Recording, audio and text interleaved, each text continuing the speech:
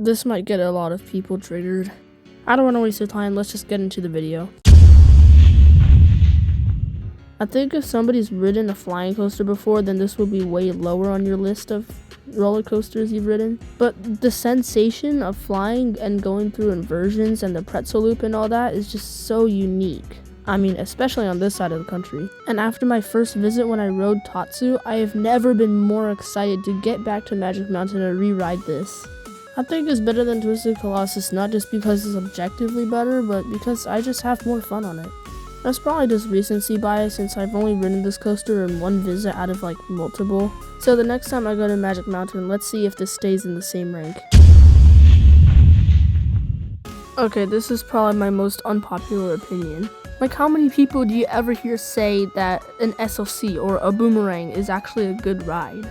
I don't know, but it's like very few people. For Kong, the ride is rough, but it doesn't hurt. The restraints are like cushions, they're like pillows that prevent pain. I've said this like a trillion times. I made a full video on why I like Kong, you can go watch that. I mean, it's somewhere on my channel, it's not that hard to find. Now for Boomerangs, I just don't get the hate at all. Like, this is basically just an arrow looper that goes forwards and backwards. That's literally it. It's like not even rough or anything. I don't know what else to say about this ride. I guess just going backwards is fun. Okay, this one just doesn't make sense at all. Like, I've seen people praising this coaster like, oh my gosh, it's the third best ride in the park behind Twisted Colossus and X2. Like, no, it's not that good.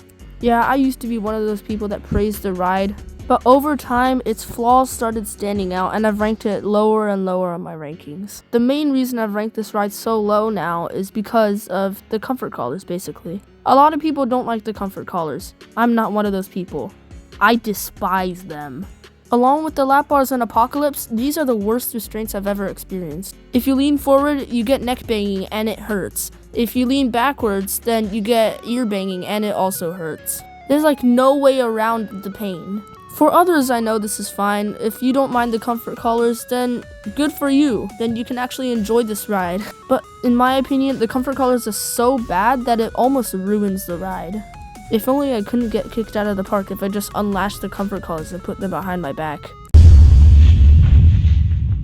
Okay, Full Throttle is a -G monster. Hang time and airtime everywhere, and honestly, I like hang time more than airtime, so having more hang time than airtime is actually really cool. Full Throttle's 3 launches are all really good launches in my opinion, and honestly, Full Throttle just has way stronger forces than Wonder Woman. And even though Wonder Woman is a longer ride, I just feel like the airtime quality and overall quality of the elements isn't as good. Though I like Full Throttle better than Wonder Woman, I still think people rank Wonder Woman way too low. Ever since my first ever ride on Wonder Woman Flight of Courage, I have always liked it more than Railblazer. I just feel that the ride is longer and more complete, and the airtime is still good enough to be enjoyable. But that's not a knock on the airtime, it's still really good. It has around the same force as Joker in the back row, which people still rank higher than Wonder Woman Flight of Courage. And I think it just comes down to someone's preferences.